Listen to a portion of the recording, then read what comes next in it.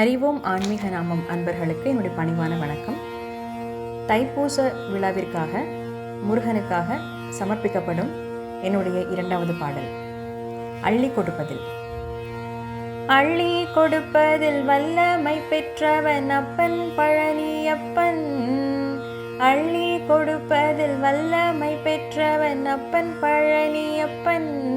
தினம் அச்சம் தவிர்ப்பவன் ஆறுதல் சொல்பவன் அப்பன் பழனியப்பன். கள்ளம் கபடம் இல்லாதவர் தம்மிடம் காவலில் நின்றிருப்பான். அங்கு கால்நடையாய் வரும் மானிட ஜாதியை கண்டு கழித்திருப்பான்.